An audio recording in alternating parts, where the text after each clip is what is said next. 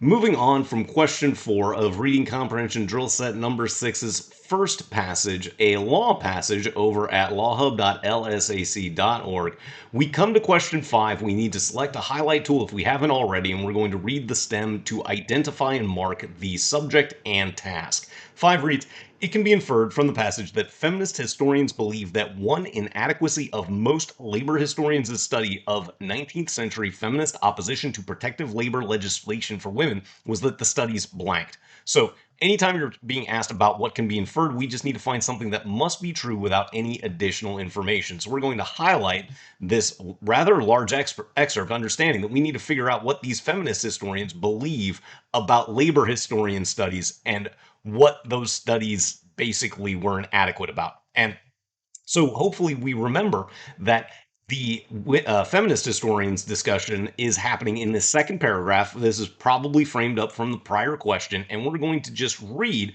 about these studies. So we learn that their studies of women's trade unions reveal, as the earlier histories did not, the tensions between women and men in the trade union movement. They document that male-dominated trade unions often supported and sometimes even sponsored protective labor legislation aimed at forcibly excluding women from wage labor, either in order to maintain a husband's right to his wife's unpaid labor in the home or to preserve jobs for men.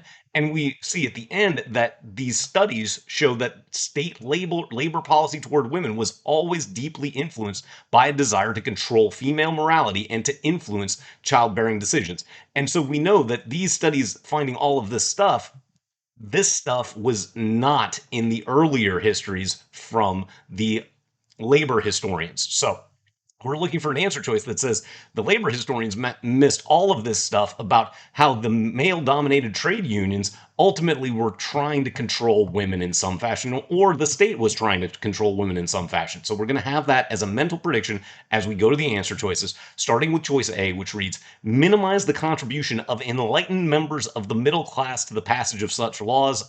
We didn't talk about enlightened members of the middle class anywhere in this paragraph, and you don't want to go hunt and peck for this very reason. A is just entirely outside of the topic that we're being asked about. So highlight that as needing additional information and don't second guess A. Next, choice B, ignored the philosophical shift in women's perceptions of the state's role that preceded these laws. Well, there's nothing about a philosophical shift in the women's perceptions of the state's role. It's just that the state was apparently doing things that women didn't necessarily like. So eliminate B is, again, just a misconstrual of the information we are focusing on. Then choice C, overlooked the disadvantages such laws may have presented for 19th century working class women. So this doesn't say anything about men versus women, but the disadvantages are the things that the men are doing. So you have to make sure that you don't just look for terms, because the disadvantages, again, are all about the male dominated trade unions trying to forcibly exclude women to maintain a husband's right to the wife's unpaid labor, preserve jobs for men, and control female morality. Those sound like disadvantages of laws if you are a woman. So we would want to select C. At the very least, there isn't a reason to eliminate, as there was with choices A and B. But moving on to choice D. Thank you for watching this MyGuru LSAT Reading Comprehension Problem Explanation video. If you enjoyed the tips that it contains, please consider subscribing to the channel or becoming a member for early and exclusive access to additional practice problem explanation videos using official problems over at lawhub.lsac.org. But for now, let's get back to this explanation.